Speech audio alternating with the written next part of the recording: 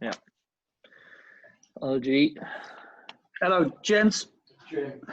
Robbie. Evening, Robbie. How was your birthday, Bronco? Knocked 30 seconds off. Up near Must be Bowden the Barrett, age. yeah. Did I say again? I said, are you up near Bowden Barrett yet? 4:12. Well, I'd probably say I'm around where Dan Carter is. Nice. Yeah, so, you know, there's life on the old dog yet. You might get a contract with the Blues, mate, if you head down to New Zealand. Here they're Well, looking for out halves. Yeah, well, 18 grand. Nothing to be sniffed at. Having seen Robbie play, I can confirm they probably would give him a contract. Well, it is the Blues, Chris. Is that what exactly? Robbie, is your new aim to play with Zach as well as Dan? Yeah, we were talking about it. Dan was saying that he can't believe that he's played with me but hasn't played with Zach. So I said I've got 2 years to go and I can make the comeback on the Brooks 2s or something like that. You're always welcome, mate, because you are still better than half the 9s we have. I'll refrain that. All of the 9s we have. Yeah. I was just about to say. Chris, I sent you a note. I'm just wondering, is there any way that you could record this? And we It's currently recording. The last one, unfortunately, long story short, because I was on someone else's laptop, he sent off the next day to get fixed. Didn't realise I had something on it, so it didn't have the backup to the point that evening. So it was backed up just before. No, so cool. I unfortunately lost the last one, but this one is currently recording. So we now have on record you saying that you're going to play for Bucks 2s. Yikes. Cool. Let me just check. There's no one else coming in. Doesn't seem to be. So I'd say now's as good a time as any to start. Cool. Yep. Take it away. Okay. So, guys, Chris and Robbie just asked me to go through a quick sort of presentation on the back three and defending the backfield and how we coach that with the kids from, say, under 12 up. Obviously, everything that we go through in this presentation would be appropriate for all ages, but you just grade it depending on what age you're working with. So the things we're going to go through are the pendulum defense, which is covering the backfield for the wingers and full back. Our scrum half as a sweeper, if we use that or if we employ that or not, don't have to. And then the one-man backfield is the other thing, which is kind of being used in recent years, a little bit of ingenuity there. So what we are going to start with, because some people might not know what the pendulum is, I'm just going to start with a very, very basic video on that will just give you an idea of what it's about. So basically it is the two wingers and the fullback working together, working kind of like a piece of string to fill space. So the red dot here is the ball, obviously, going across the opposition line. And simply as the ball gets across to this side, the 14 or right winger will push up and the 15 will fill the space vacated by him, with the 11 filling the space that the 15 leaves. Then you'll see now the ball going back across, hopefully. And as the ball goes back across, 14 will drop back, 15 will drop back to where 11 was, 11 will go up into the defensive line, and 14 will fill where 15 was as it comes the whole way across. Now that is a very, very basic video, but that's the rough picture of what we're talking about. You may have the 9 as a sweeper, or you may have him in the defensive line. Right, so go back to slideshow. So if that's going to work, anybody, what are the key things that we're going to focus on if we need that to work well, essentially, with the kids? The back three talk to each other. Yeah, thanks, John. Simply put, communication, and then communication breeds what? Do we know? Communication in order to be coordinated in our actions. Coordinated or organized. Perfect. Communication, organization. Super. Escape. Right. And then I have another little short video here of player positioning. This is an old school kind of video, but it's just going to give you an idea of where the players will be. This is 2007, so things have changed slightly. But you can see here, you can see this is the fullback here. This is the winger. The ball is around midfield. And then on the next one, here's the fullback behind the ball again. And the wingers drop back slightly. If the ball goes the whole way across, the winger will push up, fullback will go in behind. Just go through a couple of these. Here's another one. This is from set piece. You have the fullback stand, or actually in this one, you have the blindside winger dropping back in case there's a box kick, and you have the fullback pushed out quite far here. You wouldn't see this too often anymore because the winger's pushed up. It's changed a little bit, but that just gives you an idea. French team employing the same thing. Back then, you would have had the winger dropping back and the fullback over an awful lot to the right. Whereas nowadays, when you have more, you want to blitz defense, so you'll have more people in the line. The winger will be employed on a blitz fairly frequently as well. So the fullback has to cover more space. So he'll stand a little bit more towards the ball and kind of track the line of the ball as it goes across the field. We shall go back to presentation. Right. So key principles or cues that we all know from when we were being coached this when we were younger. What sort of things were you being coached?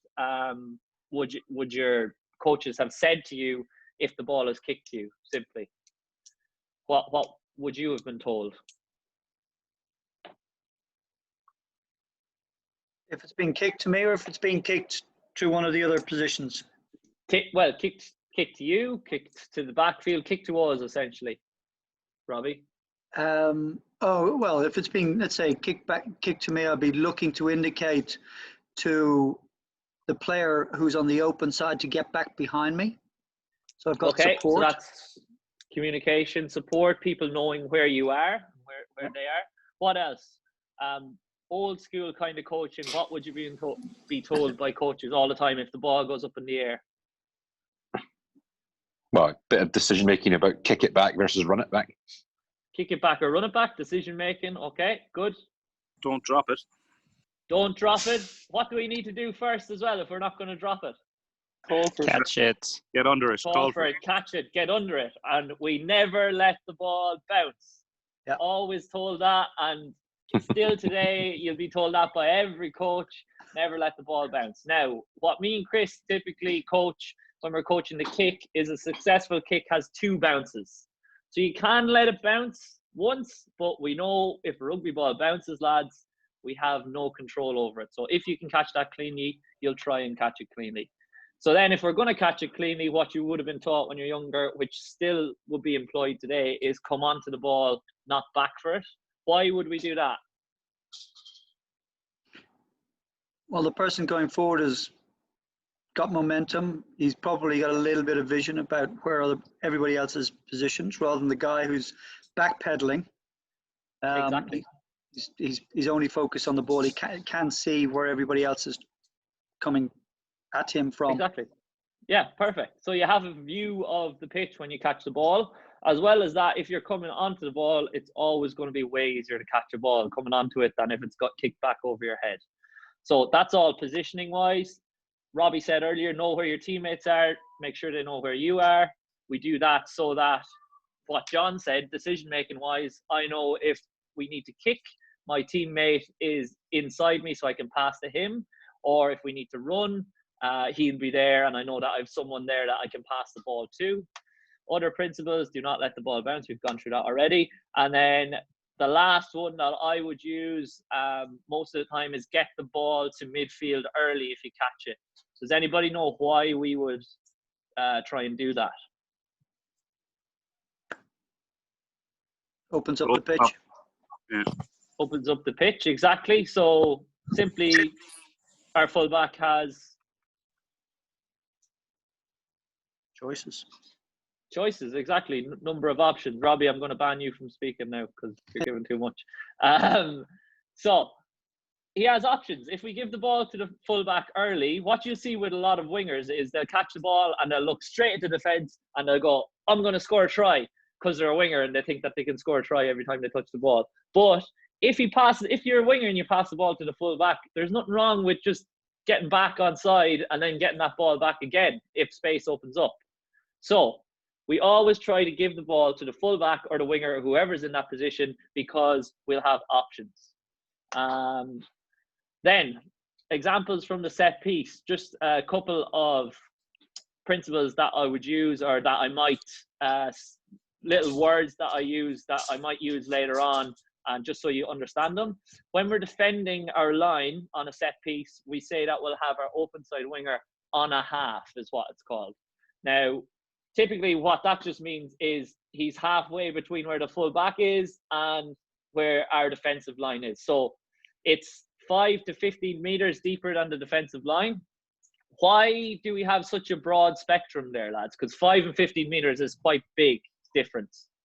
Would anybody have any ideas? Calibration on their standoff, how often he kicks, how far he kicks, weather conditions, size of the pitch. Exactly. There's multiple factors. So if he's a decent kicker, or if he's on the right side for kicking, we might drop a little bit lower. If he's a poor kicker, or drop a little bit further back. If he's a poor kicker and we know that they like to run the ball, we might stand a little bit further forward. That's all just about communication with your back three and communication with yourselves, how you're going to defend.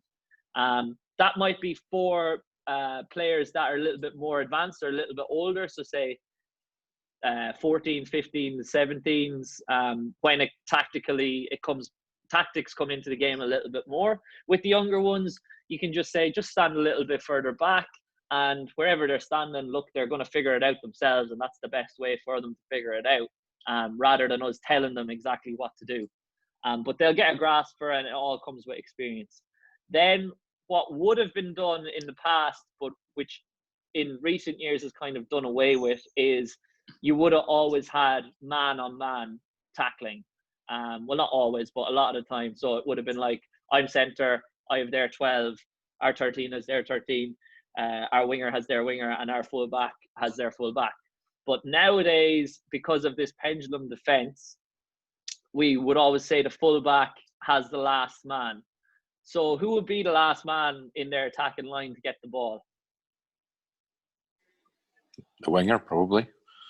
Yeah, if they get it to the wing, then the winger is going to be their last man to get the ball. John, you're banned from speaking now as well, because you're answering everything.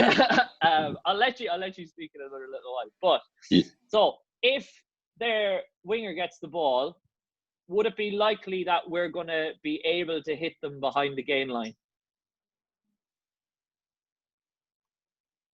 It does depend, but other lads, what do you reckon? A fair chance. We have a fair chance, yeah. But how will we have a fair chance if we employ what in our defence? We press. Press, exactly, or a drift defence across the field. Then we'll be still able to tackle them behind the gain line. But if we've gone player on player the whole way across the line, and they've got it out to the winger, so now our winger has tackled their full back and he's got the ball outside to their winger, it's going to be very unlikely that our full back will be able to tackle their winger behind the gain line, because they've got it the whole way to the wing, all our players are out, and effectively they've made a break on the outside. So what we want to do then is our full back will tackle him, but he won't blitz up. He will stand off and hopefully tackle him is the main thing. Not hitting him behind the gain line isn't the objective then. It's just getting him down, because we don't want him to score a try. I have another video then.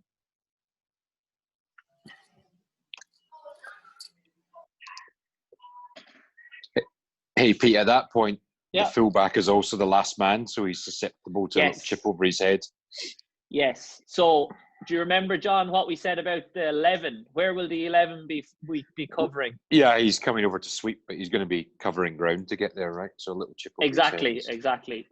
He'll always be covering ground, but if the ball bounces, hopefully he's coming onto the ball. If you remember, we said coming onto the ball. So he'll be filling that space. So he'll either be able to cover the chip, or he'll be able to tackle the player, essentially. Now, we will go into scrum half, sweeping rows later on, and it could be a case that the scrum half would be the one covering that shift as well, behind the line.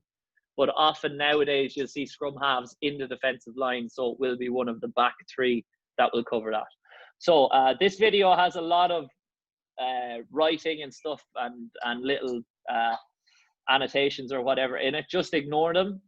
We're just looking at the back three here and how they cover. So ball comes out from Italy. Ignore what they're saying about the 9, 7, 8, etc. But we can see now Johnny May is on the left on a half is what we say. And because of the position on the field, he's probably about 15 meters, 10 meters then there definitely drop back in case Kana kicks it over his head. And Watson is here on the right, pushed up in case they went blindside. Now watch Watson and May, what they do. And you can't see the full back in this picture, but you can imagine he is covering in behind and pushing into the space that May will vacate. So after the ball goes to 10, the three in the defense come up together. It's a great defensive line. May comes up. Watch Watson dropping back. And May enters the defensive line. And this is what I was talking about. If they get to the outside, how likely are we to hit them behind the gain line? They're already approaching the gain line. So our priority is drifting off and making the tackle. Next one is Ireland against Wales. And I just want you to watch George North up on the right here. Ignore what they're saying about 14 in the line. George North obviously goes in behind. Here's their center. And I think at the end of this, you can see their winger is up in the line as well. No, doesn't show it. Ignore this one. This is a great example now, lads, of what we were talking about, full back having the last man. So 9 is in the line ready to take 10, as Chris alluded to the last day. You can see Simon Zebo tracking in behind, and you can see Payne is here, and probably Tommy Bowe here is up pretty quickly because you can see everybody is in tight and they're not going to kick it. Zebo will be covering the space in behind, and watch where Rob Kearney is when the ball gets out. So that isn't 15 actually, that is the winger. Makes the tackle on the last man here, who's the 13. Ball goes out to the winger, who's halfpenny here, and Kearney is right up on him, ready to tackle him. And you can see Zebo at the top of your screen here, tracking in behind to cover the space. Last one, as an example, this one. So this is an example of how not to do it, lads. And I'm going to ask a question, so just be on your toes here. So scrum, ball goes out. What do you notice about the Scottish line there, lads? All up, wingers up, flat line. Yeah, all up already. Even before Johnny Sexton even got the ball, they were all in line. So what do you think they're probably susceptible to happening here, if you look at the winger in particular? Kick. A kick, for sure. Or look at his hips. Where should his hips be facing and where are they facing? He's facing in, should be facing either straight or looking outwards. Exactly, Justin. Cheers. So he should be facing down the field, but his eyes are all in. Now watch what happens because he's blitzing up and he's facing in. They're putting too much information on this video, but ignore it. He misses. Tommy Bowe coming around the side, and as a result, Ireland get on the outside. Full back is put under pressure, and their blindside winger is coming in behind, but now they have a 3-on-2, and they should definitely be scoring that. Okay? Is that all understood? Any questions on that? Okay, perfect.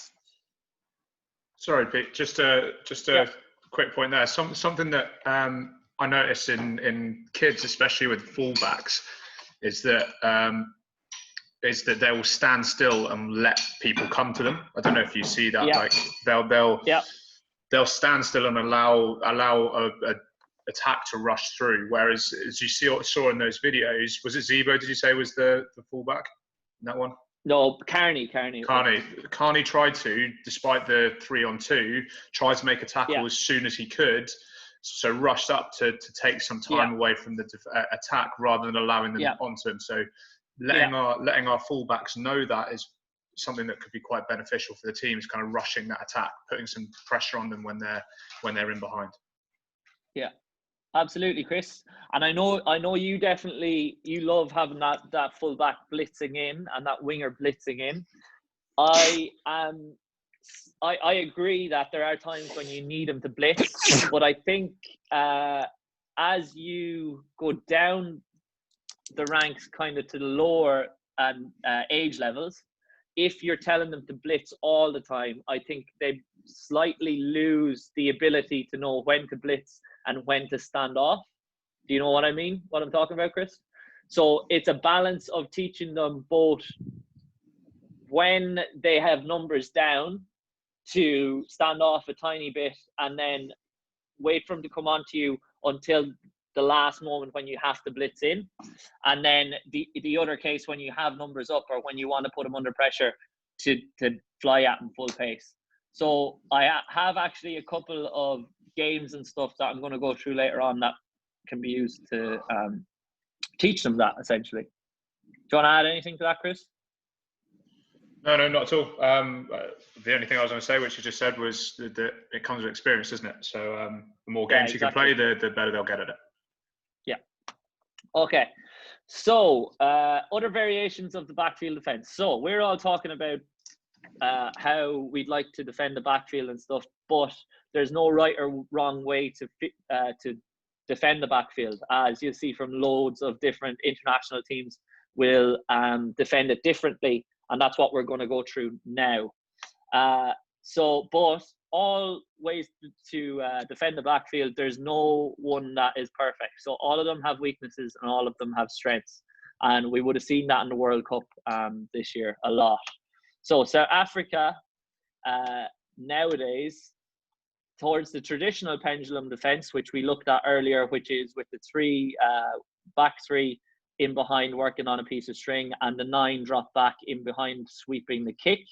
They now have Faf de Klerk or their 9 in the defensive line, 13 men on a blitz defense, and then the backfield is covered only by the 14 and the 15. So they'll have 15 out rather wide, covering a kick on the open side, and they'll have 14 or 11 dropped back, covering the kick on the blind side or just behind. And you can see that in this, where they have their winger dropped back directly behind the ruck, and then their 15 over to the right. Now, the interesting thing about this is, well, does anybody have any ideas of where they're susceptible to being exposed here? How does it work in first phase, Pete, where you've got a narrow side? On first phase, they'll do essentially the same thing. That's what I'm just about to. So they'll have their 15 standing not the whole way over here in his 15, but he'll stand basically between where these two players here are standing. So around this position, can you see my mouse? Yeah. Yeah, around here, and then fullback will drop in behind in case there's a box kick, or in case a box kick from a line out or a box kick from scrum, because that's what you're going to start off. But what's your question in terms of first phase, John? Well, I mean, take a scrum then, and there's a narrow side. If you have a 8-9 blindside move, then you're just a bit light on the defensive side with nobody pushed up on the blind. Yes. Okay, so it depends on. Do you remember what Chris went through the last day about the scrum and the scrum half attacking their 10? So it depends on the side of the field that the scrum is. But say South Africa or the opposition are putting in and they're on their right of the field. So our scrum half is on the left. Then the winger will push up and the full back will be dropped and they will have their winger on a half. But if it's on the opposite side, then they won't. Do you get what I mean? They'll have their winger drop back and their full back behind. I know it's kind of hard to picture in your head now. So if they have a scrum, say they're defending a scrum on this side, they will defend like this. okay? Because there's no chance of them going this side because basically they'll be pushed into touch. They don't have enough space, so they will have their winger dropped. But if they're on this side of the field, then they'll probably have their winger pushed up because they can't attack this side because our scrum half is standing on the wrong side of the scrum. And the fullback will drop and then there'll be a half. Do you get that? Yeah. Okay. But they'll still have two players in the backfield, the same as what we just talked about. But it's just the opposite winger. Sorry, all I was going to say, just to add to that, it also just depends which direction they go. If they went to the left towards number 11, the 14 would drop, and vice versa. It just depends on the first phase to trigger who would drop back in, rather than necessarily being as cut and dry as 14 drops back every time. Yeah. So they're still working in a pendulum. Go on, Robbie. So I was just going to say is one of the points to take from this, guys, is the two, if you're going to play like two in the backfield, that the players have to try and be aware of the alternatives that can come at them, depending on which side of the field the scrum is on. But also, how deep do I stand back? How far can the kids kick the ball if they're under 12 versus under 17? Very different distances. And they can probably actually cover the ground quicker in the younger age groups than the ball can go from a kick. Whereas in the older age groups, it's the other way around. So the players have got to be able to stand, okay, how fast am I relative to, how far can he kick the ball? A lot of kids may only get it 20 meters, provided they have enough time. So they're not taking a lot of risk by only having two in the backfield. But if you stand completely out of position, you're taking a lot of risk. So the kids just have to be aware of, okay, what's likely to happen if I stand here? How many options can I cover off? If there's 5 options, I can only cover off 2, I'm probably in the wrong position. I've got to adjust. So it's just raising awareness of where they are on the pitch relative to what could come at them. There's no right, there's no wrong. You're just trying to de-risk the various scenarios. Robbie, that's a great point, and it actually just ties into what I was going to go on to next. But go on, somebody has a question there. Yeah, I just one question, probably for Robbie and the all the coaches. But you're coming up from the junior under 11s, under 12s now. Like, what's been successful? Is it I can see having 3 players in the backfield. It's kind of if there is a missed tackle in the line, you've got 3 players back. If you're structured right with your pendulum, etc., to cover that, to provide that redundancy, if you like. Then, but the flip side is, if you have an extra player in the line, you're more likely to make that first tackle. So, like, what's been successful for the club so far in the age groups that have gone through into 15s, as we're going into 15s this year? Let me speak for. I would say nothing has been successful, because we haven't tried to initiate and say you have to play in a certain way. Okay. I would probably say this is the least coached part of development that we have. So during the games, like never in the age groups that I have practiced, that I've coached, have we spent time with the back threes. We've gone into games and I've spent time trying to get them to go through this pendulum and understand what I'm trying, the concept of it. So it's done on the fly. But if I turn it the other way around, what we've been able to do very successfully is chips over the top when the opposition are completely in disarray. So what we're trying to get the guys to do is think about where you are relative to what could happen and move accordingly. And you're never going to get it always right. So the opposition has always been an easier thing to exploit when we're in attack, rather than being susceptible when we've been in defense. So clubs across a lot of age groups that I've been involved, they haven't really coached this part of the game yet.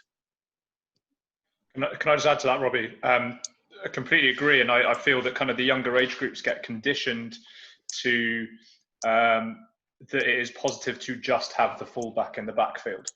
If they have, as you said, John, if you have everyone up in the line, you are more likely to make tackles and less likely to break the line, rather than dropping someone back in. So, and then just adding on to what Robbie said, because no one's been conditioned to, no one's been taught how to play that pendulum or another style like the two back in the backfield. It means that when they do get to those 15s, 17s, kicking then becomes a very attractive proposition, because most teams have only always had one person in the backfield, because they're never told how to actually do it properly. So the best thing to exploit from an attacking point of view is that the defense don't know how to run that pendulum properly. But equally, the best thing that probably we can do from an earlier age is to start to put this in so it becomes a more successful thing as we get to those older age groups. Sorry, Peter. Yeah, all right. No, that's great chat, lads. That's exactly what we're trying to get. Can I just add something? Can I just add something? Yeah. From on, what we saw over the last couple of years was defending the backfield really only needed the fullback. The kicking on attack was fairly aimless a lot of the time. You didn't have sort of probing kicks with any accuracy, sort of going into the corners or finding space. It was generally a bit of a panic thump over the top. And it was usually done from such depth that having one man back was enough to sort of cover the ground and sweep anything up. Keep allowing your wingers to stay up into the line and you know, still focus on line speed and getting up in their face as if they were going to face an attack through the hands. What we found was the problem was getting the wingers to come back and support. So it wasn't necessarily having a pendulum working. It was once that thump had gone through and someone had cleaned up nice and easy without any pressure, they found themselves under pressure very quickly because the wingers kind of turned and looked and waited for the fullback to bring it up to them rather than getting back and supporting. Okay. Yeah, perfect, Jamie. On that point, definitely. We know that their kicking isn't going to be great at under 12s, under 13s level, etc. But what I will say is you don't need it until you do. And they might not need to have a winger drop back in the younger age groups, but then eventually it's going to happen. And if we don't coach it when they're younger, then what Chris is trying to say is by the time they get to the older age groups, they don't know how to do it. Then moving on to your second point about the wingers not dropping back fast enough. If the winger is already on a half as such as what we're saying, if they kick the ball over the top, it's a lot easier for them to get back into position to help the fullback rather than coming from a full, when they're in a full defensive line and running the whole way back. Because then if you do that at any age level of rugby, they're going to be under serious pressure. So I know it's simple to say that, if they kick the ball in behind us, they're not going to get any outcome out of it. But again, we need to be focused not just on winning the game that we're in, but winning down the line. So it's all about the process of when they get older, are they able to employ these tactics and able to understand how to defend it? Because winning at a certain age level isn't the be all and end all at any of these age levels. It's about how they're going to become better rugby players when they're older, not just winning. Yeah, so if you're a winger, realizing that through hard work, either making a tackle on the opposite wing, being there to be the extra man in an attack in an area of the pitch that isn't your own, to be the offloading option for a fullback who's counter-attacking and so on, that's how you'll score tries and enjoy the game versus waiting for the play to come to you, which might not happen that often. Yeah, perfect, John. Peter, just to add to Jamie there, while the kicking to us has been aimless and it's been down our throat, the same age group have had a lot of success in just grubbering the ball through into that space behind the winger and score regularly off it. And now we've seen teams start to react to it because we were scoring so much off it. And it wasn't something we told the kids to do. It was just they were allowed to kick, and we told them, if you want to kick, you can kick. And they kind of figured it out that space 10 meters behind the blitz line over on the touch line, if they just put the ball there and they're quick quick guy got after it, we scored. So it's the flip of the defense, and it's taken 2 years for teams to start to react to it, and they have. So you know, it's the flip of you can score off it too. Yeah, absolutely. And that's the great thing is that what it seems from what you've said there, Jack, is the kids identified that themselves, and they realized, oh, this is working, so let's keep doing it. And then other teams haven't identified it as an issue until recently. So it's a case of us identifying it as it could be an issue and a area that we need to cover now so that it doesn't happen down the line, basically. Does that make sense to everyone? Anybody else want to add anything, or will I move on? All good. Okay, perfect. So actually what was really, really good there that I wanted to tie into the next slide, we're literally nearly finished now, lads, is talking about the South Africans and the shortcomings of this.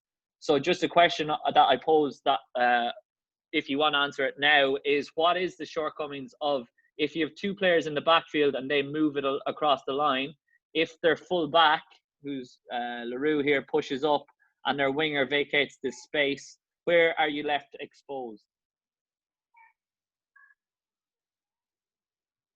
Chris, you can answer if you want. You're pointing. I see it. Sorry, it wasn't unmuted. Far touchline. So Far the wingers, touchline, exactly. the far wingers coming across to cover where the fullback was. So you're basically exposed behind the ruck, behind where the original ruck was. Yeah. Perfect, Jamie. Cheers. Right, so this was actually in a presentation that Vinny Hammond did, who's the Irish and the Lions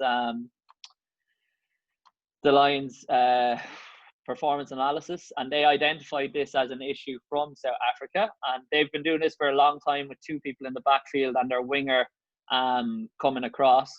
So just watch how Ireland exposed it here. This is 2014, so quite a long time ago, but they're still doing the same thing.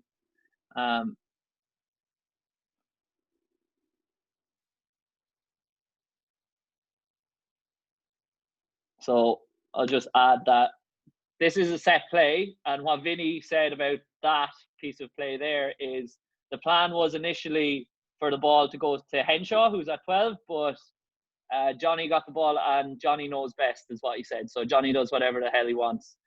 So he ran it in, even though that wasn't the plan. But they still employed the same plan after this. Murray kicks it, loads of space, Tommy Bowe gathers, try. So that's just to show that no matter what you do, you can't cover everything. And if you're covering a number of things, you're always going to be exposed somewhere. Right. Sorry for flicking through this. Then moving on, just the way New Zealand defend is slightly different. This was just to emphasize that different teams do different things. So they'll always have someone behind on each side. They'll always have two people in the backfield, and they'll also have the scrum half, who is Aaron Smith here, dropped in behind, whereas South Africa won't have a sweeper. They'll be blitzing. So that's why sometimes it might be a little bit easier to make it through the All Blacks defensive line, because they'll only have 12 players up rather than South Africa having 13. Then Ireland is the total different on altogether. They're the only team that really employ this type of defense, and that's when they had Rob Kearney in the back. So they'd just have a one-man backfield, and Kearney would effectively cover everything. And then the 14 other players would be up in a line, or sometimes Murray might drop slightly to cover a grubber or a kick. But because Kearney's positioning is so good, he can cover everything. So that's kind of what it sounds like Jack and Jamie are employing at the moment. And there's nothing wrong with that. It's just that we need to be adaptable and able to do everything so that the kids know why we're doing different things and what instances to do different things. Now, moving on to the games that we can use, which is probably the most useful part of this. And sorry for going over it, but we got sidetracked a bit with that chat. First one I would go with is a basic counter-attacking drill. And you can do this with all age groups, and it just teaches them their positioning and getting the ball to midfield early. You can do it with up to 3 to 5 players on the attack, 2 to 3 players defending, 3 players in the backfield. You can put 2 people in the midfield who are also on the same team, and basically you're going to kick the ball down to the back 3, and 2 defenders are going to run and try and defend them. I don't think I even need to show you the video of how that would work. It's pretty simple. Next one would be a pendulum game. So let's see if I can get the photo up. Sorry. It's a pendulum game. The pitch is split into thirds. There should be a photo here, but I don't know where it's gone. The pitch is split longitudinally into thirds.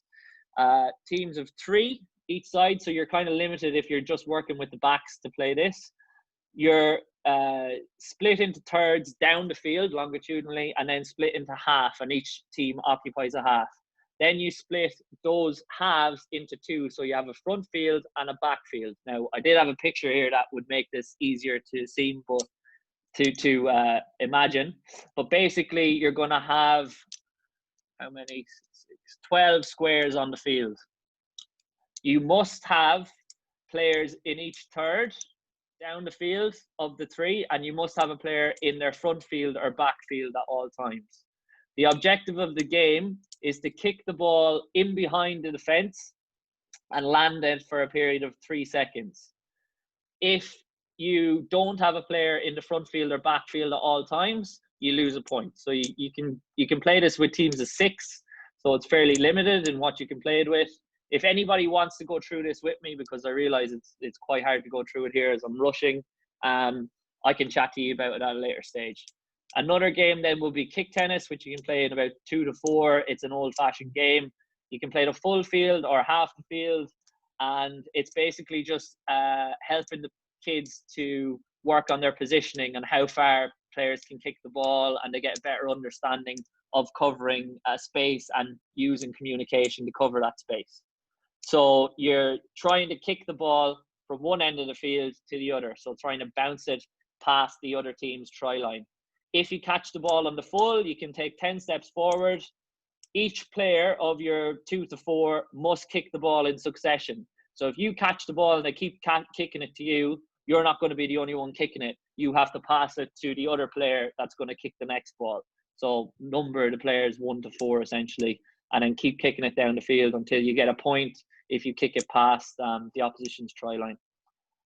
If you knock it on, then the opposition get to kick it from the position of the knock on. Then the last one you would do is if you're doing a team run, which a lot of us would, just make it mandatory for the kids to kick the ball after 2 to 3 phases. So then you're always going to have your fullbacks dropped after 2 to 3 phases covering the kick, because they know that they have to kick it. So then they're able to work on it. Games that I use to encourage kicking and covering the backfield then. So the constraints you put on the game determine what the players are going to get from it. So the first one that we go with is Ireland touch. So the attack has the ball for 5 to 6 phases. If the ball is turned over, the team has one phase. The team that now has the ball has 1 phase to try and score. You give points to each team for various things throughout the game. Obviously, they get points for try. They get 5 points. But if the team that's defending tackles the opposition behind the gain line, they get 5 points as well. And if there's a successful kick, so what we talked about earlier, a kick with 2 bounces, the team that kicks it gets 2 points. But also, if the fullback or winger catches the ball on the full without it bouncing, they also get 2 points. So that encourages teams to blitz in defense. It also encourages teams to kick, and it encourages the backfield to be positioned so that they can catch the ball on the full, and they actually get points if it doesn't bounce. So it teaches them to never let the ball bounce, essentially. Other variations then would be All Blacks touch, which is the same thing, except you've 1 to 2 phases to score if the ball is turned over, and you must put down a long place of the ball, and 2 defending players must get down on a knee beside the ruck.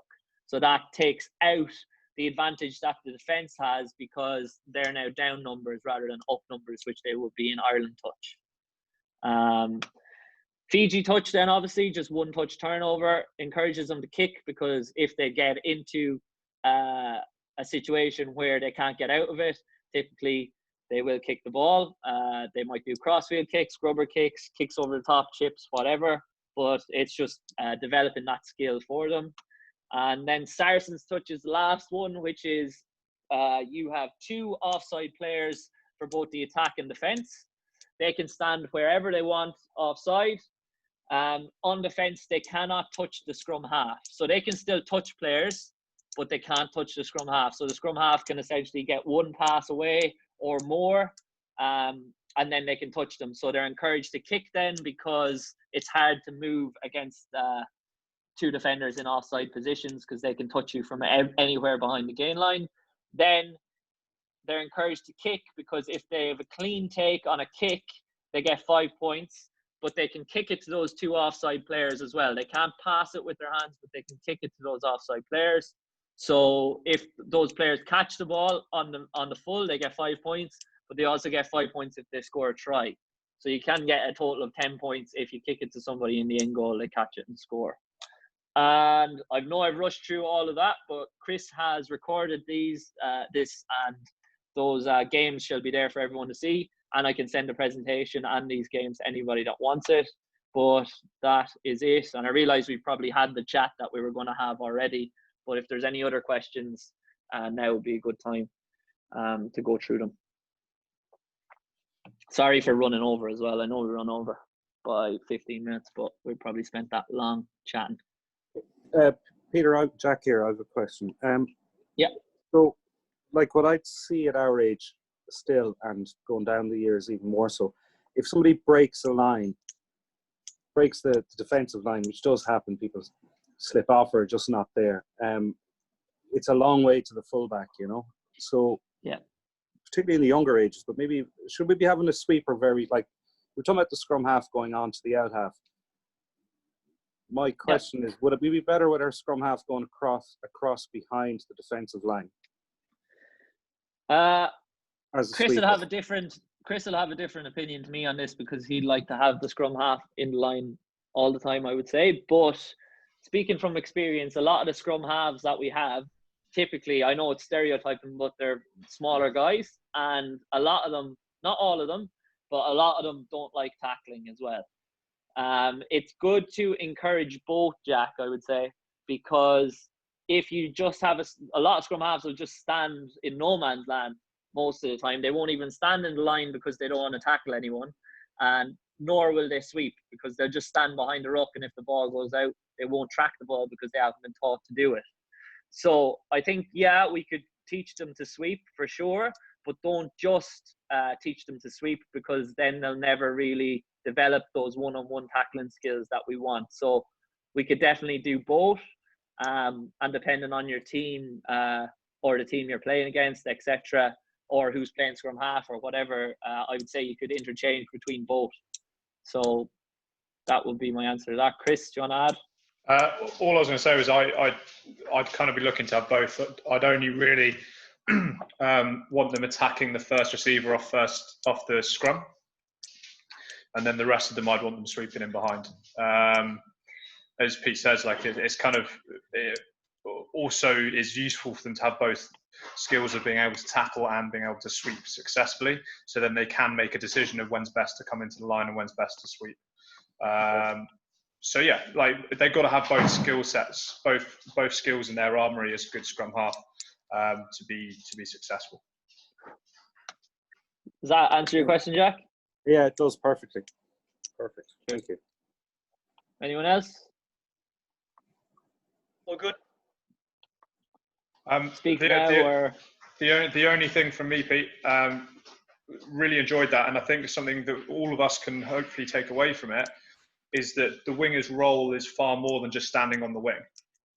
I think all too regularly as coaches, we're potentially guilty of putting the smallest or worst handling back out on the wing and just telling them to stand there because then they're a little bit out the way. But actually their role is far greater and far more important than that in a successful team. So I feel there's an opportunity for us to invest a little bit of time in our wingers to make them more successful and down the line better players, rather than the guy that just stands out on the wing hoping to get the ball eventually. Absolutely. I agree, Chris. And I think a good thing, like with all this stuff, like obviously it's a lot of information at once and we don't want to throw it all at the kids straight away, like all of this information. And what we talked about before is drip feeding. But it is useful in my experience to just pull your wingers and your fullbacks over to the side, even if we're playing like a tournament or whatever in between games, and just have a conversation about this stuff, and see what they know and what they think they should be doing, and then just question them on it, and maybe give your opinion on what you would think if they ask you, or if you think it's appropriate. And it just it gets them thinking about it a little bit more, because as Robbie said earlier, up till like recently, a lot of the time the fullbacks will just be standing back really, really far and won't know where they're standing. They won't be even thinking about it. They'll be like, oh, if he kicks it, I think I'll be able to run on from here. But they won't be standing behind the ruck or following the ball or tracking the ball or thinking about things like that, because they haven't yet, and they haven't been quizzed on it before, so they don't think it's necessary to think about it. So that'd be just my 2 cents on that. We've chatted about getting some of those little skill blocks with maybe some common coaches over 2 or 3 age groups, and doing this stuff, right? Like a back 3 session, a scrum half session, a front 5 session. Might be something for us to think about. Yeah, absolutely. Might be keen, for sure. Yeah. Absolutely. Cool. Awesome. Okay. I think, go on, Robbie.